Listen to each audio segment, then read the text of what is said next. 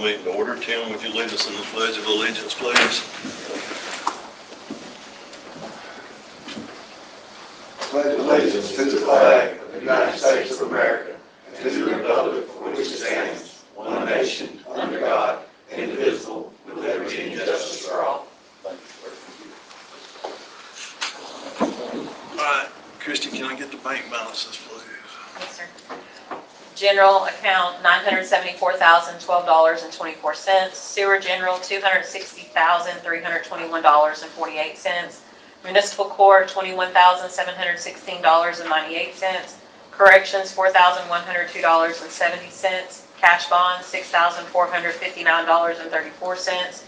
Judicial, $5,308.55. 4 and 5 cent gas, $32,130.07. 7 cent gas, $8,726.69. Rebuild, Alabama, $61,673.97. Sewer customers deposits, $37,388.84. Sewer capital, $304,915.25. CDB grants, $34.10. American Rescue Plan Act, $69,006. Capital savings, $27,943.84, for a total of $1,813,740.05. All right, do you have a motion to accept the bank balances and the minutes as written? Motion. Got a motion, do I have a second? Second for Terry, all in favor? All right, so let's start with these ordinances. We're going to table the first ordinance from now. Ordinance number 23-003, which is security alarm permits and regulations for residential and commercial.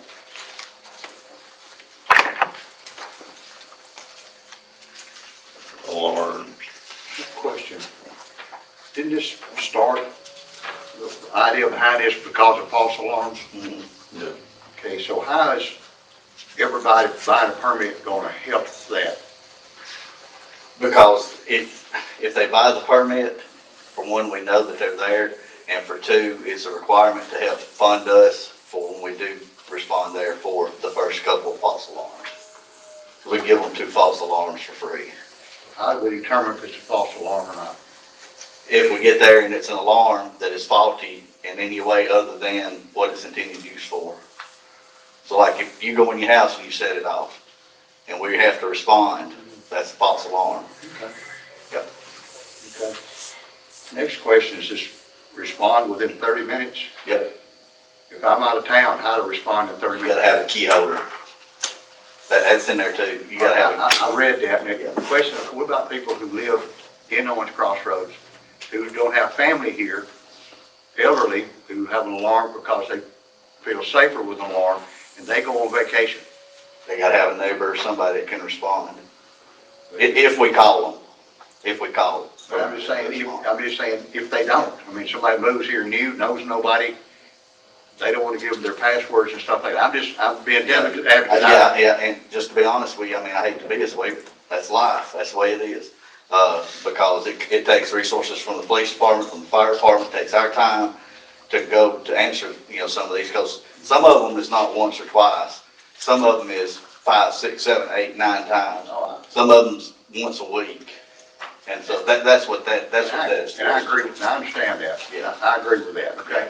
But I wonder is another way to address it instead of everybody having a permit? Just There's not. There's really not. Because like I said, what that does is that gives them the first couple for free.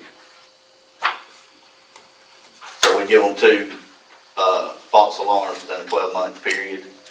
And after that, then they have to stick to the fines and penalties. And this is strictly from, what we did was we pulled ordinances from the city of Abbeville, Huntsville, Madison, Decatur, and kind of went with the lowest of the low of all of it and kind of combined it all together to create that. And you've reviewed it, you helped pull it together, Shannon and Bruce had their inputs in it. Right. A couple of cleanup things, just questions for definition if you don't mind. Yeah. So in the first paragraph, it's be expected to some employees, fire, and medical personnel, and you have a comma, including but not limited to self-monitoring alarms. Would you define what you mean by self-monitoring alarm in A that? self-monitoring alarm, let's say you have a blink, or one of the self-monitoring camera systems, that will be included in that as well, because it's still a security, and if we have to respond there for some reason, let's say somebody says, oh, my camera system went off, I don't see nothing, but I need you to go check it. That's what that is in detailing. All right, so personally, the way I've seen most of them, and I know where you're coming from this, Yeah. this is just back and forth for a second, okay? Yeah. Because you also, because the second thing I had in here was you listed any security system labeled, that's mounted in the city limits has to have a permit. Yes, So every Ring doorbell yes, has to have a permit. yes. I don't agree with that. Yep. I think that's too far. My personal opinion is any monitored system that calls out to you is one that should have a permit. And most of the ones that I've ever seen do that. I think it's going to be really, really hard to enforce anybody who buys, like say you buy a house, Right, has an alarm system in it, right? right, You don't have any intention of ever using it, right. but it's there, and by this, I have to buy a permit because it's there. If it is active. Well, see, here's the thing, when the power goes off, the alarm goes off. That's why there's also in there that's gotta have self-sustaining power, secondary backup power. Well, again, if you have no intention of ever using it, and you buy a house with it in it, Right. you're not gonna maintain it because you don't want it, but I have to buy a permit, and I have to maintain it because I bought a house with it in it. We can disarm it. Yeah, you can, No, you can't. Yeah, you can cut the power to it. You can physically rip it out. Well, and that's what I'm saying, But that's- you can have somebody come in and cut the fire. But again, I think Yeah, that's too far. I agree with 100%, because you and I talked about it, and I think this is okay, and I'm even okay with the fees and everything else. But it should be defined to monitored systems, because most of them I've ever seen were, because usually you're not going to get called out unless it's a dispatch calling you, right? And you're usually only going to get called out. yes, the way we're activated is one of two ways. Either it alerts the alarm company alerts 911 center, or which is what we're trying to get away from now, is that and get them calling our dispatch. Our dispatch, right. You and I 90% talked about working that. that way. Yeah. And so theirs calls our dispatch, and then our dispatch calls us. And then, when we respond, and that's why I also would put it in there, is because sometimes mom and daddy may come home, hey, you accidentally set it off, here, we're cleared it up, hey, it ain't nothing, we're good. So once they clear that and cancel us from responding, then that doesn't go against them as a false alarm or anything like that, Because you didn't respond. because we didn't respond. And that Right. makes sense to me, I agree with that. I guess what I'm getting at is, old house I buy, it's got an alarm system in it, it goes off, it ain't monitored, you're not gonna go to it, because you're not gonna know. And just because I put a Ring doorbell on a house, I don't have a permit for that. I mean, that's above and beyond any city around us. I would say if it's tied to a monitored system, if it's tied to a business, then yes, but in a residential application, I don't agree with it. I think We can fix that and adjust that. I think just because I know what you're trying to do, and I don't disagree with you. And I'm not trying to throw my own self under the bus, but I'm a prime example of this. Okay, but I mean, I've got them in my house. But I would say the old trailer that I bought up on Jenkins Road, it ain't even in Right. Owens Crossroads, all right? It's got an alarm system. I ain't going up there. I ain't ripping it out. But I also know that every time the power goes off, somebody's got to go up there and punch a key in, or the alarm's going to go off. Right. Well, that ain't on nobody but me. Y'all ain't going to have nothing to do with that, nor the county or anybody else, because nobody's going to respond to it. That's where I'm at with that. I think something along the lines of any monitored system that's dispatched. And I personally, I'm not okay with every camera having to have a. All right, we can amend that. Yeah, and the language is because there are some do-it-yourself alarm systems where it has a computer-generated voice, and I think you kind of touched on some of that in here already, where you put a phone number in, it dials it, and it gives you a computer-generated message. Or that's not even, it's not even monitored through a dispatch, right? But in that case, that should have a permit, because you're going to get dispatched, because it's going to call you and tell you to come, right? And that's kind of where I was, when I wondered if you were talking about self-monitored, were you talking about dispatch monitored or internally monitored? But I would say anything that dispatches police or fire or medical. Externally monitored, is that the right word? I'm searching, that's why I'm still talking, I'm searching for the right, I don't know what it is I guess it would either. be more to, Monitoring services. monitoring service, yeah, something like that. And if you're okay with removing the camera stuff, I think that would be, Yeah, I'm good with that. that would make me feel better too. Yeah. Um, And then, back, like, and see, that's the thing, like, I'm not gonna throw names, but we've got one place where they don't have, like, the business, and we can even restrict it down to if we request them a key holder on the second time that they fail, you know, something like that, we can do something like that. And I understand a lot of this, okay, I understand it. I guess my thinking is we instead of everybody having to buy a permit, we figure out some way to assess penalties to people who have alarms you keep responding to. And just, you know, you responded and give them a certified letter that, okay, we've responded twice here to false alarms, this continues, we're gonna be assessed a fee of whatever. Yeah. Or you can turn it off, or, you know, it's your cost at this point. Right. And another thing, the reason for the stickers is it does provide extra funds for training and stuff like that for the fire department, police, medical, and, you know, and that kind of stuff. Because, you know, you're talking $25 a year, that's that's pretty standard across the board, for that kind of stuff. a couple more things, if you don't mind, Chief, sorry. The database for this, is that gonna fall under the clerk's side or y'all's side to maintain What this? we're gonna do is we're actually, every time we have an alarm call, we're gonna, you know, be logged in our dispatch, and Shannon's gonna log in with their dispatch. Then we're gonna turn around and report it back to, I meant so much as like issuing the certificates of alarm, so this is Ms. Laura. stickers. Ms. Laura, you're gonna maintain the database for this. Okay, and that's making sure that was predetermined, and we need to, the next question is, if we have known, lease property, how do we flag that as, because that's gonna change every time. Some of this, we have some short-term corporate lease property in Crossroads. right, and what A that. lot of turnover, some of that has alarms, some of it doesn't. So- Right, and what that is any of them that, because we got listed that the permits will not roll over from house to house, business to business, anything like that. Non-transferable. So anytime somebody new.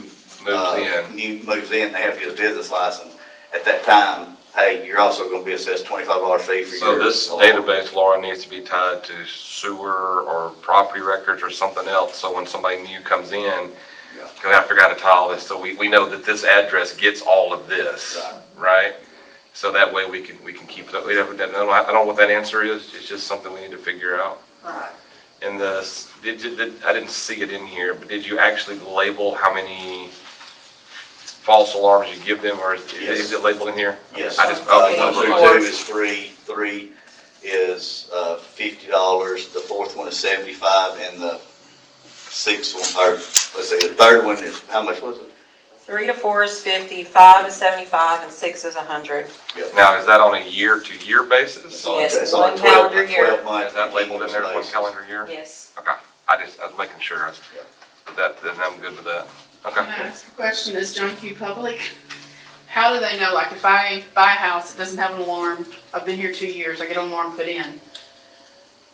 Is this something we need to put out into the public? We're also gonna but we're gonna also send out the letters to all the main, alarm companies that service the area, saying, hey, from here on out, you are required to not only obtain a business license, but you also have to obtain ordinance sticker, Alarm permit. alarm permit, and as well for each alarm. And they get if they don't know, they get a free warning. Yes. That's Yeah, part of I their mean, two free if you're- ones, right? If you're brand new, yes. Okay. Absolutely. It's something we will add to our welcome stuff. It's something that as people are coming in and signing up for sewer, it will be a trigger already. We've already got all that. Right. So, yeah, Yeah. a couple of changes, I'd be happy with it. And then the straight medical one, we decided we're just gonna let the, fire and rescue have 100% of that. Glad you brought that. That was a question. So in here, you said not an alarm was the fall alert stuff. Yes.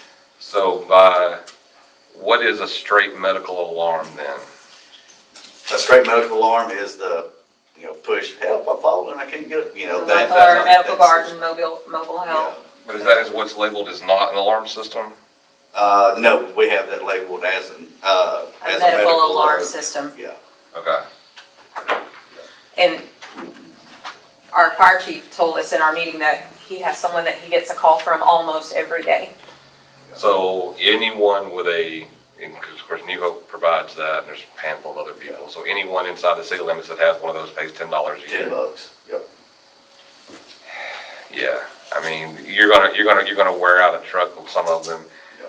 Some people, it's gonna be a hardship for $10, but yeah, okay, I'll let that go. But I got both sides of that one going on, because, Yeah, because if you actually follow, hey, we're here to help you, don't worry, and all that, but this also brings some, responsibility on the holders of it as to, hey, I'm causing a nuisance and tying up resources that otherwise wouldn't have to be tied up had I not have accidentally hit my button, and all that every, 2 or 3 Yeah. times a day. yeah, and I get it, I do, I think about fixed income and elderly, but then I go, well, yeah, It's $10. it is $10, so and Okay, so we'll bring that one back. All right. good job on working together on this, by the way. Oh, thank you. It's good, I just had like a couple questions. All right. So y'all want us to take out the self-monitoring? Make it labeled something where it's a monitored What is system, some- and This only then include, remove the camera stuff. okay, this only include, dispatch or monitored. Yeah, you can't say just monitored, because if you got one of those auto dialer ones, I don't know how common they are anymore, but they were around a few years ago. They had the computer generated voice, and then, And those are now the interconnected ones that are like automatically dial 911, those are prohibited. okay. We didn't do that. You're not gonna be allowed to do that. And that's just straight across the board, even the 911 center and places like that. So on our businesses, are we allowed to have one where it dials our dispatch automatically? Yeah, they could. I'm just thinking of some of the businesses we've had Yeah. coming, if they get any kind of alarm at all, Yeah, I mean, they could, absolutely. and that would be okay in this? Yeah, but it would go back into the You only get so many calls, Yeah. right? Yes, I get that, but I just thinking, And two, that's why we want a key holder to come, because there's a lot of times where we've had them go off 2, 3, 4, 5 times in a night.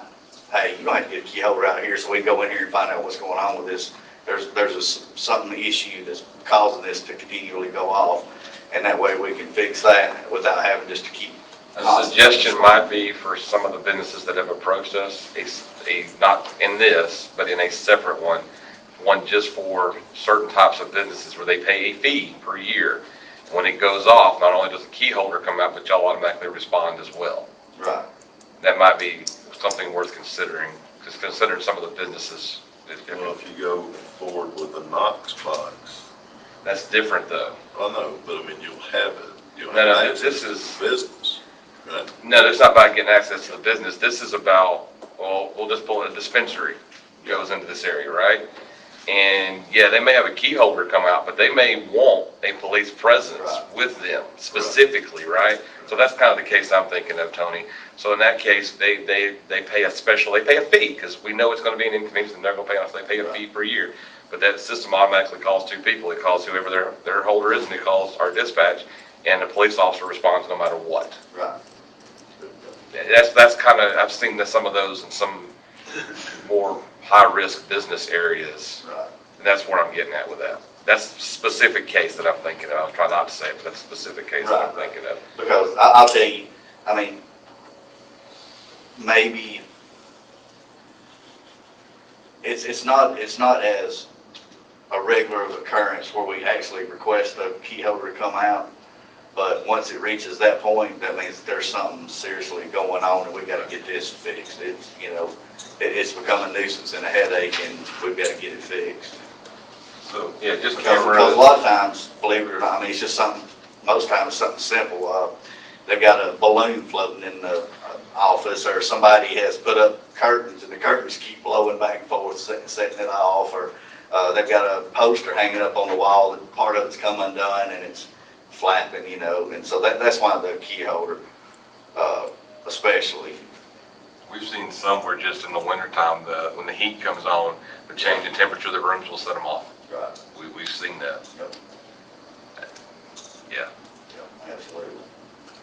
All right, so we'll bring that back. Ordinance number 23-004, regulating food trucks operating within the city limits of Owens Crossroads.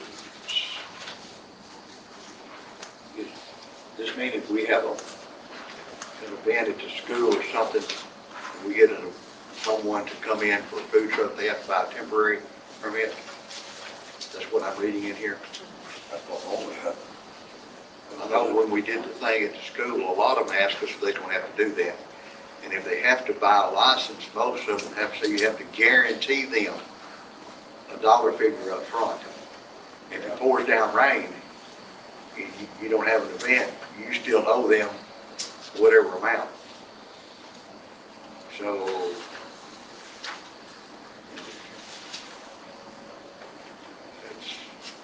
that puts some vendors that won't come at all, and also hampers what we can do with just real small events like a car show. We want to have a group come in and get somebody I know that's got a food truck come in and sell hot dogs and hamburgers.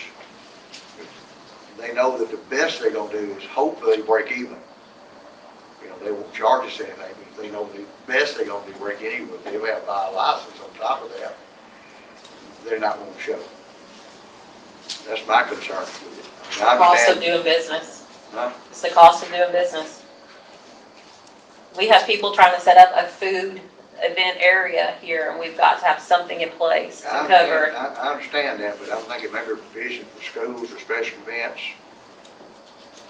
that might be added in that to help us, if we want to do something for the school, something for the city want to do something, and we want to get as much participation as we could to help them. We could always waive the fees, couldn't we? I mean, that's where the I school guess it would wants to depend have, on the situation. if we want to put on a car show for the school, all right, just say that's what we, and I know a lot of people in the food business, and I call them and said, okay, we all come out and they say, sure. If we don't have to buy a license, if we do, you got to guarantee us so much. Well, that guarantee, the school gets nothing because we have to pay the guarantee up front. If they have to buy a license, they're just not coming, so nobody benefits from it. The school doesn't get any revenue. I think this would be a general standard regulation for food trucks. And then if we have special event cases, special situations, we could take those on case-by-case basis. Yeah, because if you put something in there like. Unless it's a people- special people event take thing. advantage of, like you say, a special event for charity or for this or that, somebody will come in and pop in and say, oh, we're doing it for charity. Everybody's gonna bend the rules. Yeah, That's the name of the game. yeah. It could even qualify under fundraisers or something like that. I think it needs to be addressed on a case-by-case basis, but this be our general standard rule. Question, Yes, sir. help me. What is this, how much is this fee for the special permit? I believe it's is it not addressed in there? It should be just 110, is that what it is, 110 plus the issuance fee? Because I didn't see the, Just a regular business license fee, That's which what it is, is, whatever the current rate for a business so license there's is. so why would we even have a special event fee when you just buy a business license for that rest of that year? that's what you were just saying. Yeah, well, that's kind of what I'm getting at. I mean, is it's that only $100 plus the issuance fee, it's 114. I'm not worried about the money, I'm worried about the language. So I guess I don't understand. Basically, the special permit thing should be almost a waiver, like you're not going to buy it for some reason, because why would you? But you still have to have a permit, whether you pay for it or not, you still have to have a permit, because we have to have all the check marks, you've been evaluated by the health department and this and that and That's the fine, other. I understand that, but, Why would you pay full price for something for one day? Is that well, it's what not even that, it's double language, because you're gonna buy a business license and you're gonna buy a business license in either case. Because you're paying for a business license, whether it's a one-time permit or it's just buying a business license, so it's double language. That's where I'm stuck at, because if it's $110 for a business, for a permit, or $110 for a business license, you don't ever sell a permit, you just buy a business license. And then his case down here of, well, if it's rained out and they reschedule it, so be it, you still got a business license for the next 2 or 3 weeks out when it happens. So I don't understand. Not really a permit, it's a business license. Well, so you've got Where this, does it say? What are you, for special events, you got this license to hold, section E, license and permit fees. It talks about for a special event. So you're basically, if you want to operate a food truck in Owens Crossroads, you need to buy a business license. But Correct. so this whole thing about it just being for a special event, I don't understand that. According to the current fee schedule. but you could just buy a permit for the one event. But Or it's you the could go same ahead and price buy- as a business license. Well, we don't have a price listed for, Which is why I was asking what the prices were, because, and then she said it's the same price as a business license, so if it's the same price as a business well, we license, need to put that in. then it doesn't make sense. Well, I don't think we should list the prices in there, otherwise we're gonna be changing this every year, every 2 years. Just say current. Question, Current pricing, and then we But need to if- establish a fee schedule. But if that's the case, then this needs to come out, and it just needs to say they have to buy a business license. Or 1/2 or 1/4 of the rate of the normal. Whatever's left in the year, say if we have a graduated schedule because you buy it in the middle of the year, right? Whatever that case is, but this whole section doesn't make sense if you don't have pre-done fees in place. So another question is, well, that one is the shutdown by 9 o'clock. If they're up here, if Nanny's Lemonade comes up here to the ballpark and they have a late night game, they can't stay the whole time. They gotta shut down early and go home. I don't understand that. Because if it's a special event, it's probably gonna go at least till 9, if not beyond. So that I question quite a bit. I don't understand that. Edit these. We pulled these together from several different. And I get it. I'm just saying, but if there's a reason, when I question them, come back and give me a reason why we need it in there. If there's a case or a reason, I can work off of that. If we just put it in, and I did the same thing, I built stuff off of other people's stuff too, because somebody else had it. Well, okay, in my case is, I know sometimes ball games go to 10, 10:30, 11 o'clock up here sometimes. And if, like, just take Nanny's Lemonade, because they support all of our local events around here. They come up here as a special promotion one night and they're selling lemonade, well, they gotta be out of there by a certain time by this resolution, which doesn't make sense. You just put in there that they must shut down at the end of the special event. But that, or the other question I had was, do we have quiet hours, right? Like, certain, there's our noise ordinance, because I couldn't remember, like, it needs to be in a line with either the event or standard quiet time for Crossroads, noise ordinance hours. Does that make sense? Yes. And I don't recall if, I don't know. I don't know if we do either. That's where I was. Yeah, we've got a I thought we passed something for that. noise ordinance. I think it should be in sync with the event. Okay, I agree with that. I guess one of the reasons that prompted this is we've had someone who's called wanting to buy a piece of property, set it up for food trucks to come in. It's not an event. It's a business. But, okay, so, and that's fine, but do we tell businesses they have to close by 9? Business license with the food truck or If you don't tell your local businesses to close by 9, you can't tell the food truck to close by 9. And that's my comeback to that, because you're treating them as a business at that point in time. So it should fall under the same rules. So we're not gonna tell XYZ up here serving whatever on this highway that has a brick and mortar store that they have to close their doors by 9. So take out the time Or if there is a concern, again, because I don't know where it came from, if there's a concern, then you either tie it to an event. The big concern is, you got some that's wanting to park them illegal. And I think that's kind of where the time comes in, because they have to be gone. You know, they're not allowed to just stay there. So maybe put some wording in there that says something about they're not to be left unattended, you know, or, you know, if they're on premises, they must be attended and open for business or something like But if that. it's on private property, then, well, I don't understand that, because that's like telling Circle K they can't serve hot dogs at midnight. Well, and the reason why is because if you allow them to leave it there, it's gonna start looking like a junkyard. But if it's on private property, now Ain't got trailers granted, either. you keep, but again, you set up in somebody's, but you're talking about trailers on roads, not trailers on property. You're talking about setting up in somebody's parking lot, I completely agree with you, but it's somebody's private property. There's nothing, You know, they have food trucks set up in Huntsville that never move. And, And is that the look y'all want? well, No. what I'm saying on private property, something like the venue up here, Big Cove up here. Right. That's bringing in a ton of Food trucks business. and stuff, and some of those trucks stay there. Of course, the guy that owns it maintains it, and is, you know, of course, if you don't maintain it, health department shuts you down. Right. They're, if you've ever been around their food trucks and what they have to go through to get a permit, it's unbelievable. Right. I've been around one, and some of the hoops they had to go through. You gotta have a host restaurant, brick and mortar. You can open a restaurant easier than you can open a food truck, but some of the, what they, right down to, the brakes on the vehicle have to be 100% maintained. Right. Emergency brake has to be 100% maintained.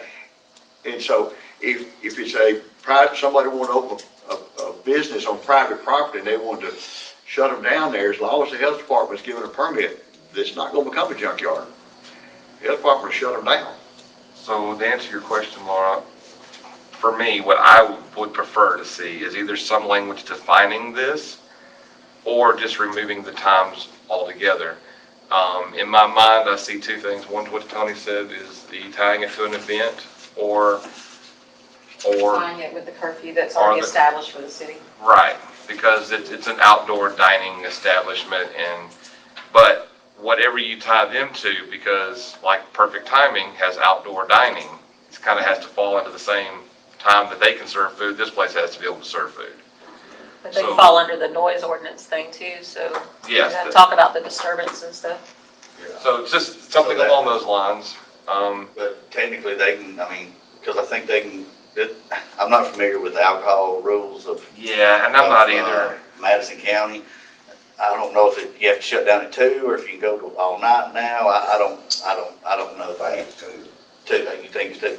So that would say, 2 o'clock, you have to be shut down by 2 a.m. Yeah, which is, I just something, I mean, good Lord, if we've got a ball game going at 2 o'clock in the morning, there's something wrong anyway, right? Yeah. So. Yeah. The other one I was looking at is this, you've got this thing about 200 feet from the nearest restaurant. A prime example of how that doesn't work is when we do our car shows in New Hope, when we have Nanny's Lemonade come out and sit up across from Dots and we get them to open up on Saturday night. They're right there together. So there are cases where you may have an event next to a restaurant. We've done it several times. And both of them make more money than they can spend. They want us to keep asking us to come back. Yeah. They're both glad they're both there because they both have different items. One has hamburgers, milkshake, doesn't have lemonade. Right. So they're not in But it competition. was not during the restaurant's regularly posted hours. They opened up special for the event, correct? Well, then in that case, you're correct, but we could have done it during the day and it would have been the same thing and they would have been okay with it. They used to open on Saturday nights, they just stopped because, for many reasons, but if we did it during the day, it would be the exact same thing. But you're correct, that one particular one was for a special event, but, I could foresee many cases where that could be a problem, Okay. How would you suggest wording that? I just wouldn't, because I think it limits what you can do with both events and food trucks as far as bringing business into the area.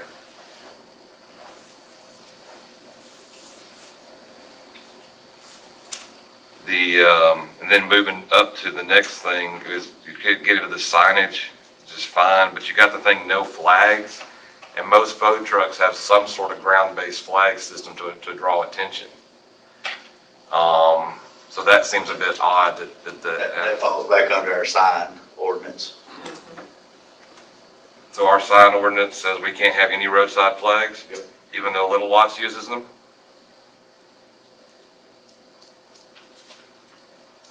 Don't it say, it I does don't know say? that that's the same kind of flags like the. I don't either, and that's where I'm getting at. It says no flags, and that's exactly, It's something that will blow away, we're talking about a flag pole. cause Like a banner. damage to Heck, something. we've even used flags Like a out here, pivot thing. you know, ground-based flags for all kinds of things. Look, I mean, Yeah, and we can that's, take that out if we need to. well, I just, the signage is one thing, but then the in capital, no flags, and I'm going, even we've used them, the church down here puts them up sometimes. No flags is a bit broad. Does our sign ordinance say, it says something about flags, doesn't it? I think it has those blow up, you know, Okay. those things. Those types of, I would have to, I haven't Yeah, looked at it I'd in a have few to look weeks. at it. Well, that's one of my questions. And then the last one, and I know this one's, they're not really gonna agree on this one, but the no seating. I don't know how many food trucks have a picnic table beside them. And you're saying you can't sit down anywhere around it and eat. I don't agree with that at all. It's not a sit-down restaurant, but they'll at least put a picnic table out for somebody to sit at if they want to. I mean, how many taco trucks in Huntsville have a covered sitting area beside them that's allowed? Murphy on the highway does. Exactly. yeah, I've seen that. At large events, we usually stop and eat somewhere that's got a place we can sit down and fish up. 400-acre car show, we walk for 3 or 4 hours, a place to sit down and glass of lemonade and a burger's pretty good, you know? So, you know, we're not talking 100 seats or something, but To have limited seating. yeah, most of them have very limited because they don't, Yeah, It's gonna be portable, right? Yeah. So it's gotta be something they're gonna tote with them. Yeah. I just don't agree with it being in there because not everybody will do it, but some will. Yeah, because I mean, I'm not gonna stop somewhere that I can't sit down and eat. And that's where I So you're was. gonna have a portable table and chairs basically. I would just leave it out. Just don't put anything in there I all wouldn't. about. I think it should have in there no permanent structure. Yeah, no problem. Well, yeah, permanent structure, because that's no longer a food truck at that point in time, and they've got to approach us about a building permit, and they've got to, Well, I mean, there are people who put those concrete picnic tables and things like that, or those big wooden ones that are all connected. I mean, that's not movable. I understand Well, folding but- tables and chairs, but Because like the but you're gonna have to one up define there on what's Obi, mobile. I mean, on Taylor, you know, they bought out the, Yeah, the barbecue restaurant, barbecue. and they moved So they've into got it. the taco truck beside it, and then they got that, you know, and that's the seating area for it. Yep, So what would we do with something like that? Well, that's a restaurant at that point in time. That's It's a restaurant in my opinion, and I think they're treated as a restaurant. Okay. I think they are. I don't know that, but if they're not, and there was one in here that as I was going through it, and this is just I'm assuming y'all researched this, just for my own education. Applicant shall be responsible for having each unit inspected and approved by the Madison County Fire Inspection Office prior to issuance of a business license. Is that something that we know that every food truck already goes through and they have a permit issued from them? They do have to. Okay, that's perfect. That's why my own education, I didn't know. I talked with Bruce about this, Bruce and Shannon. Bruce was the one that responded about it, Yes. giving me the information about the fire department issues on it. And then, and I don't know if we need to do it in this, but at some point in time, that's just, we leave it at Madison County level, so we don't have it, so our fire department has nothing to do with it, which is good. No. I wanna it's- keep us out of it's it. the, Fire marshal that would Okay, check it. so yeah, those were my things out of that one. good. So we'll bring that back. The only thing I'm gonna add is ask is, see if someone approached you about buying land and setting up food trucks on it. Those should be able to stay overnight. If they have a more than one day event, you know, if they pull somewhere like school or somewhere, I understand that they don't need to leave them there, you know, providing they can. Well, I don't think they're allowed to leave them overnight if they have food in them. I think that is a rule. I think they have to It's take a- them back it's a to their rule. residence or their Can't wherever be they food live. left in the vehicle, the mobile vehicle. Let me ask this too, if you do have a place, got a 40-acre field, you're gonna set up nothing but food trucks. Because usually they charge the people to set up the food trucks, right? So are we gonna, we need to have something separate saying that the landowner has to have something.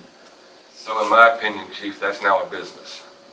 Right. It's So a that, food truck business. that landowner should come and approach us and actually get a business license and that kind of stuff. And then we can, if we need to pass, So we might need to add that in there. we can. But I think that's, They would have to go through the planning commission before that would even be. right, there'd have to be a lot of steps before they did A lot of that. hurdles. Yeah. But I think the question about leaving them overnight, because we do so many travel events, I think they take the food with them at night, and bring it, and they leave the structure there, the trailer, the truck, whatever it is. They transport the food back and forth. I think that was the one we were just in Ocala, I think Florida. it does say in here if it has food in it. I think that, yeah, that was the language I read. If you're keeping food in it overnight, you have to stay with it. I think that's right, and I'm okay with that. Because I think that's standard health department rule. I believe that is a health department issue, yes. Some of the large events that I've been to, know people do 3 or 4 day events. Places large, if they shut it down and can have security at night, because it's a large event. And those people will leave their trailers, and they usually have a separate trailer with all their freezers and stuff in it, and they leave all that there. Because moving all of that back and forth every day to set up, they allow them to leave it. And that place has security and it's I think locked. that's the thing. If there is Yeah. someone there with it, Well, it's it's just- okay. They lock the gates like a fairground or something. Yeah. Do we want to put in there But that not maybe unattended. so many- And it says in not here allowed to sit for unattended. so many continuous days? Yeah, most of it is. I think that the attended, unattended is the key word, and it's how you will define that. And if you define that as security on the site as attended, then I think you're good. That's what they do. They have security, you know, because you got. I've been to some of them where they You got sleep in 30 them. fruit vendors, and all of them got 2 or 3 trailers. Got to move 2 or 3 trailers out every night and set up at 8 o'clock next morning. So, you know, of course, they provide power and everything else for them, but they have to follow all the food truck guidelines, permits and state whatever's required. Right. But they lock the gate at night, and so they're allowed to leave it there, and they just It says left unattended or unsecured. unsecured, as long as there's some type of security, whether it's a security agency or they hire a part-time deputy to patrol it, whatever, I think would be okay with that. That would, if somebody decided to have a 3-day event in Owens Crossroads, which I'd love to see for the revenue that come in Owens Crossroads, let's let them come in and not have to say, well, I can't do that because I got to move all my stuff every night. If they come with some kind of security, that's where I'm coming from. You know, so, yeah. All right, so we'll bring this back. All right, ordinance number 23-005, addendum to ordinance 22-016 requiring Knox boxes.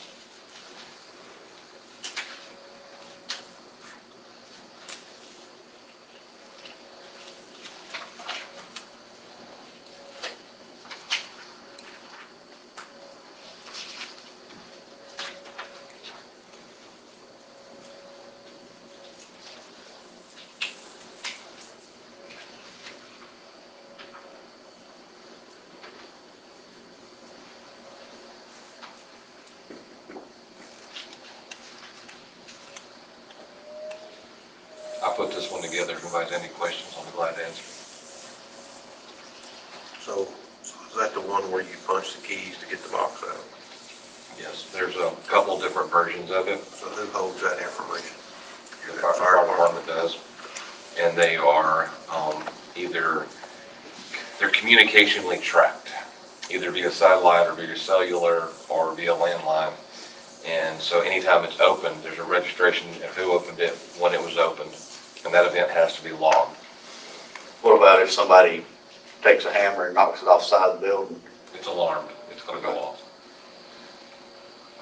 And where does that go to a monitoring company? I assume so, yes. We have not defined how that is yet. Yeah, 'cause Yeah. I'm just not familiar with it. So the Knox box, and I should have brought Bruce's thing with me, I didn't bring it, but, there's a couple different versions, but so in this, it says the building owner will be responsible for purchase, installation, monitoring, and maintenance. And so that the monitoring program is through the company that provided the box. It's not through a separate or third-party company. And so, and that may be a yearly fee, a monthly fee, that's still to be determined. But they will be responsible for that monitoring cost. And it will be monitored, and it allows both access externally and internally to the building. And if anything is changed, limiting access both externally and internally, they have to comply within a certain period of time whether it's key card access, physical keys, whatever the case may be, has to be in that box. Let me ask this, what's the purpose of it? Um, Because the building's on fire, you ain't gonna use it anyway. You may actually. That's so if the building's on fire and you don't know if it's clear or not, the only way you have two choices: go through the doors and do physical damage, or let it burn. Right? Well, you're going to go through it, right? And so in this case, and what this really does, and where you make up your money, and where it's worth it is, you get a medical or a fire alarm to a building, and you have to respond. Well, now you have to clear that building, you have to clear that fire code. You can't find, there's no key holder on site, you don't have a way into the building. You have two choices, and well, you really only have one at this point. You don't have a Knox box, and that is you break the doors. A set of double glass doors is going to cost you more to fix than what this Knox box is going to cost you in monitoring. And let's say like it's a strip mall or something, there's 4 or 5 businesses in it. How are we gonna ensure that, because you got a business in it today and then it's gone, and then new business in it tomorrow, because they're not gonna wanna have the owners of the strip mall to have a key to their property, so they can come in. So this falls under that multi-dwelling setup that's in there, and so basically the building owner guarantees you access, because even in a strip mall, the building owner has access to those units. They always have a master key, every one I've ever rented did. And so they can come and go for maintenance, for other purposes. So the building owner is going to maintain access to all of the units inside it, plus the exterior of the building as well. So it should say multi-businesses also. Is it- This multi-family residential. Residences, yeah, so I guess we put under residences, not under business, so yeah, we probably should. Yeah. Multi-unit buildings. Multi-unit buildings, residential or business, put that caveat to it, something along those lines. I don't think we're gonna build any strip malls anytime soon, but I agree with you completely.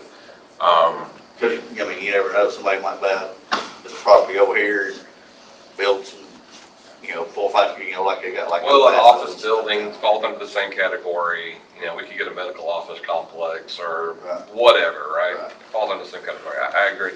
But that's the intent, is the building owner has to, and they're gonna maintain access to their, tenants' areas anyway. And what happens if they say, no, we ain't doing it, or they just don't do it, what happens? There's a $100 fee, for Knox. Okay. Is it a one-time fee, or is it a ever offense? It is written up right now as a one-time fee, I believe. I kind of wavered back and forth on that language a lot, because if it doesn't really fall in line with a lot of our other fees, are $200, $250, things like this. And I really wasn't sure, because I was expecting some pushback, so I kind of left it in there. But it says, I think actually what it says is if the Owens Crossroads Fire Department official finds you in violation, it's $100.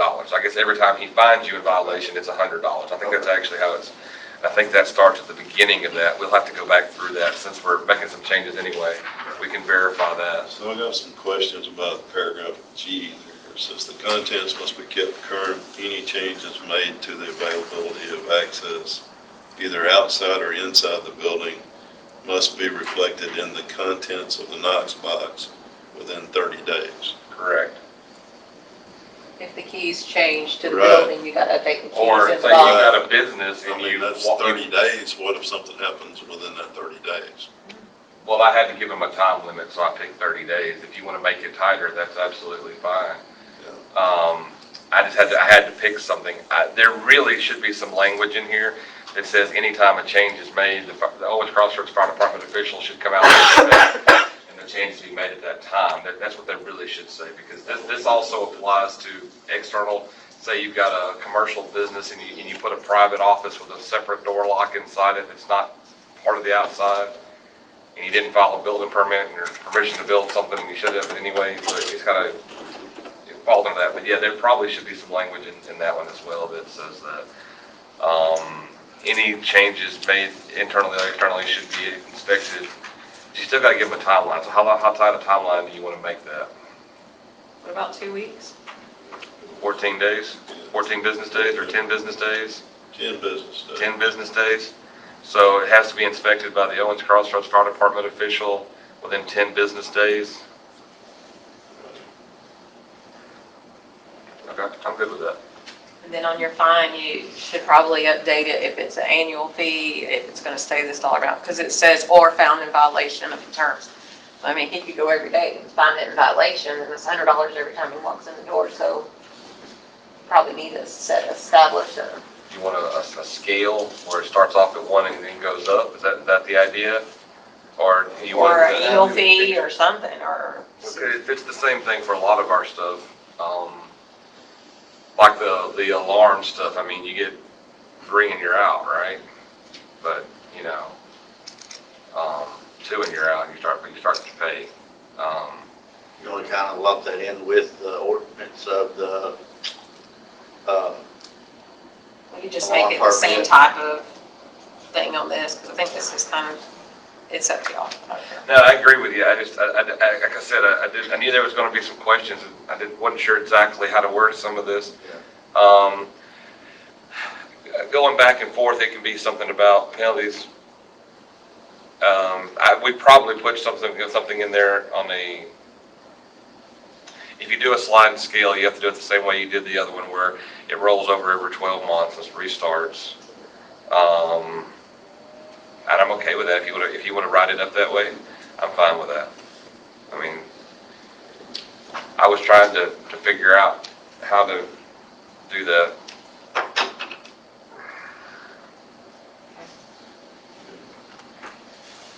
All right. So when we come back to this, can you bring us one of those and give us what the cost is gonna be? I can bring you the cost, but probably not a sample to look at. And I say that because there's a couple different versions. I don't know which one we're going to buy into yet. So the way I wrote this is that the council gets to decide what the hardware is, but the fire department official gets to determine the location and what's inside it.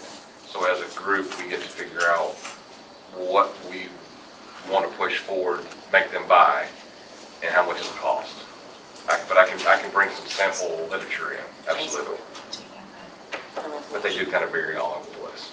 And so there's only really 3 apartment complexes across the drive. Nine, one's down there with Glover used to own, the other one beside the fire hall. Right. So the fire hall, beside the fire hall, there's 4 apartments, so each one has a box. That's 4 boxes, right? No, because that's one big unit, and you have access, like, is that your apartment complex? No. Okay, but let's say it is. You have access to all those, so it's just like a master key goes in there. Correct. I don't think you could do a master key. Well, no, you wouldn't. That's the You idea. wouldn't do you wouldn't do a master key, but you'd have keys to each apartment in there, right? In the box. In the box. But honestly, this is a commercial property. That's an interesting case. So really, the way You're gonna that get 4 keys and you're gonna run around. Probably they're later. going to, they have to be clearly labeled. It says they have to be clearly labeled. Everything in there has to be clearly labeled, but I think the intent for this, actually, if you go back through it and make sure I did what I think I did. I thought the intent and the way I wrote this, I thought was for an apartment complex that had an external entrance.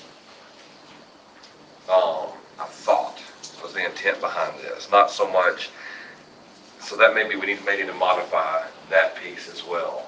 Because I don't know that in an apartment, say like the one down here, by the fire hall. Oh, All you do those- say and have a common corridor for access to That's- the living units shall have installed a Knox box. Right, so all those doors, there's no common corridor, they face out. So that building doesn't require a Knox box. My apartment doesn't either, right? Right, the old duplexes down here don't require one either. Yeah, I thought that's the way I had that. Think dorms, you know, you gotta go into a dorm build, think of that kind of apartment building or a dorm, you know, you gotta Like, go Is into there a an building. enclosed area to get to the Yes, sir. apartment?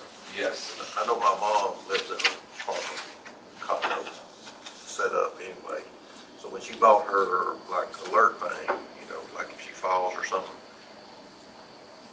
it came with like the box that you hook over the knob, Mhm. you know, and then when the paramedics show up, they just hit the code and then pull the key out instead of, because the first time around, they kicked her door in. right. And that's really what this is about. It's about keep us from doing physical property damage to the property for those times when it's not a real emergency.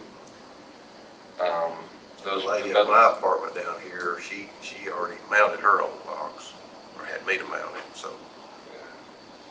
And she keeps a key in it. yeah, these shouldn't apply to, Okay. External doors on multifamily units. right. Because I was thinking when I wrote this that we didn't want to, I don't want a key to every duplex in That's Crossroads. what I was thinking. I just. That's why I'm wondering who would have the codes to go out and say, oh, Yeah. those don't work. Okay. Sorry about that. No, good. Need to ask all the questions we got, Absolutely. come back next I time. appreciate your feedback. All right, so that'll be back. Resolution number 23-002. Christie, can you tell us about that? You or Jason? Basically, it's a release of all claims if you are upon dismissal from a court charge, for any particular reason. From what I'm gathering, kind of what I'm reading is, once they sign this is a release saying that they can't come back and try to sue us for false arrest or any type of malfeasance or anything like that, just because they're mad that they were arrested and we decided to drop charges. That's kind of what I'm reading. That's the best I understood from Ms. Polly too, or Judge Polly, excuse me. It's one for the municipal court here and one for the circuit court that we utilize in Madison County. It just releases the city. Evidently, From all I claims. reckon it's a pretty standard thing that they do in courts. Yes. So there'll be two forms, right? There's one for, like I stated, one for our court and then one for the circuit court. Okay. Mhm. I see it. So it's one or the other. This Right, is any something other- that Judge Polly asked us to push through. Any other comments or questions on resolution 23-002? Do I have a motion to adopt resolution 23-002? Motion to adopt. Got a motion to adopt from Tim, to have a second. Second. Second from Larry, all in favor? Aye. All right. So we'll go around the departments. Laura, you got anything? No, sir. All right, anything from the business license and sewer department? No, sir. Okay. Randy, you got anything, man? Just going to school every week. So I'm doing the refreshers and it's really been, remembering a lot of the stuff that I had forgotten. So this has been a really great experience. That's good. That's why they call them refreshers, right? Yeah. Good deal. All right, we don't have anybody from the fire department here tonight. Christie, do you have anything? Oh my goodness, Darrell Waite started our audit today here at City Hall. We'll be back tomorrow, so that's happening finally. Otherwise, just busy. All right, CT, you got anything? No, sir.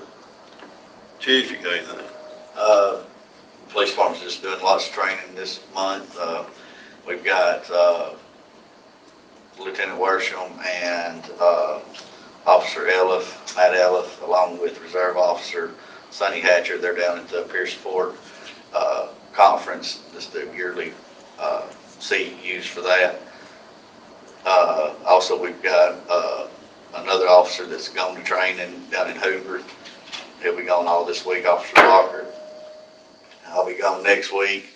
And then we've got Officer Wilson that's going the next week. So just lots of busy training. We met Saturday and did some refreshers for, dynamic entries, into, buildings and, room clearing, and just kind of make sure everybody's still on the same page and that everybody's doing it not only the correct way, but the safe and legal way, And that's it. All right. Hope you got anything? No, sir. Mr. Craig, you got anything? All right, let me give you guys an update from Jake here if I can find it. All right, so on the CDBG project, they're 90% done with that project. And with the sewer treatment plant, says we have to perform a new wastewater allocation to set permit effluent limits with ADM. He's currently drafting a letter from the city to ADM to send tomorrow along with a check to perform the work to let us know what the limits we have to treat to get the new permit. Structural drawings on the new sewer plant are 95% complete. Civil drawings are 90% complete. And working on treatment, equipment design, and electrical design to follow. So that's the latest on that. All right, you can go around the table here. Terry, you got anything? Tim? No. Larry? No, sir. Jake? Fire department's making calls. Brush truck got started on finishing its outfitting today. The skid that we had on the old truck fit in the new bed. I think it goes to Brindley Mountain to get fired to get the official hookup done the end of this week. We approved the invoice for the lights, radios, and badging that needs to go on it. And everything else is also been approved for the other trucks, but nothing is in stock, so we're waiting on all that to come in right now. But I won't keep us from putting the brush truck into operation once Brindley Mountain finishes it. So that should be in another week or so, depending on what their schedule is. And I think we're waiting on bids and people to make their minds up on changes to the building at the fire department before I put any information out on that. So that's kind of where we're at. All right. Well, if there's not any go backs, I have a motion. Motion. All right, I got a motion from Larry. Do I have a second? Second. Second from Tim. All right, we are adjourned. Thank y'all for coming. Thank you for your work.